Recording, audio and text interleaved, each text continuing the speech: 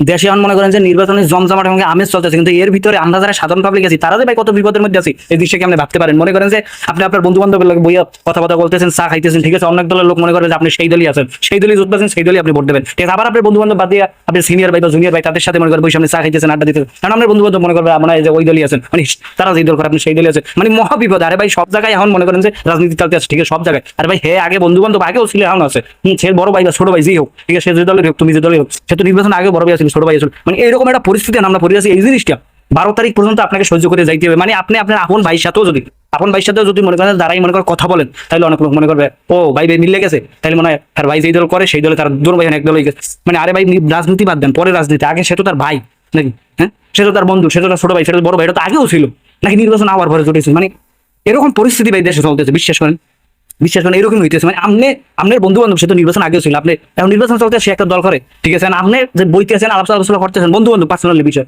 কিন্তু অন্য একজনে মনে করবে যে ও যে দল করতেছে আপনি এই দলে আছেন, তার সাপোর্টার আছেন। মানে এখন সব ক্ষেত্রে আপনি যেখানে যাইবেন, ঠিক আছে, যেখানে যাইবেন সব জায়গায় রাজনীতি। আপনি কোনো মনে করেন যে কোনো একটা লোকের সাথে কথা বলতেছেন, মানুষ মনে করে যে আপনি তার দলে আছেন, তারে আপনি দলে নিতে চাইতেছেন। মানে এখন 12 তারিখ পর্যন্ত আপনি যে জায়গায় যাবেন সব জায়গায় রাজনীতি, সব জায়গায় রাজনীতি, ঠিক আছে। এই জন্য বলি মনে করেন যে 12 তারিখ পর্যন্ত সহ্য করেন, ঠিক আছে।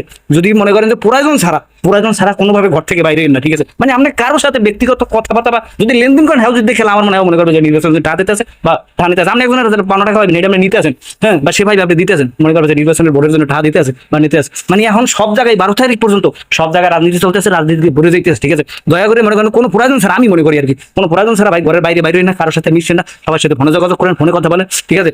ঘরে টুক করে বইয়ে থাকেন যদি কাজে না লাগে, ঠিক আছে। কারণ এখন আপনি যে জায়গায় যাবেন, যে যার সাথে কথা বলেন, তার সাথে দাঁড়াই কথা বলেন, আর আপনি যারা মনে করেন হ্যাঁ রাজনীতি ঢুকে দেবে। মানে এখন মানুষের ভিতরে, দেশে নির্বাচন চলতেছে, এখন মানুষের ভিতরে খালি রাজনীতি আর রাজনীতি, ঠিক আছে। ওকে এই দল করে, সময় ওই দল করে, হ্যাঁ ওদি ওর কথা কইতেছে, তাহলে ও মনে হয় যে ওর দলে ভক্তি আছে বা ও ওর দলে টানতে আছে। মানে এই জিনিসটাই এখন দেশে চলতেছে। তো এই জিনিসটাই এখন আপনাদের মনে করেন যে 12 তারিখ পর্যন্ত সহ্য করতে হবে। তারপর আবার সেই আগের মতো আমাদের বন্ধু বান্ধব থাকে, আপনি ছোট ভাই থেকে বড় ভাই থেকে আপন ভাই থেকে সবই, এগুলো আগেও ছিল, ঠিক আছে। তারা জানেও, যারা মনে করেন যে এগুলো মনে করে যে আপনি তাদের দলে ঢুকছেন বা তাদেরকে আপনার দলে নিতে আছেন, এগুলো তারা যারা মনে করে তারা কিন্তু আগেও জানে যে আপনার বন্ধু বান্ধব এটা ছোট ভাই। কিন্তু এখন নির্বাচন চলতেছে, এখন মাথার ভিতরে একটাই জিনিস, সেটা হলো নির্বাচন। মানে আপনি কথা বলতে আছেন, মানে আপনি তাদের দলে ঢুকে গেছেন, ঠিক আছে, তাদের সাপোর্ট করতে আছেন। মানে এরকম মনে করে অনেক মানুষ বসে আছে। সো যাই হোক, ধৈর্য ধরেন আর কয়টা দিন, তারপরে মনে করেন সব ঠিক হয়ে যাবে, ঠিক আছে। মানে আমাকে মাথার ভিতরে নির্বাচন আইলে এগুলো বিশ্বাস করেন, বাস্তব কথা ভাই। আপনি যদি না মানেন তাহলে আমার কিছু করেন, কিন্তু এরকম পরিস্থিতি আমি পড়ছি ভাই, এই জন্য জিনিসটা শেয়ার করলাম, ঠিক আছে। প্রয়োজন সারা ঘর থেকে 12 তারিখ আগে বাইরে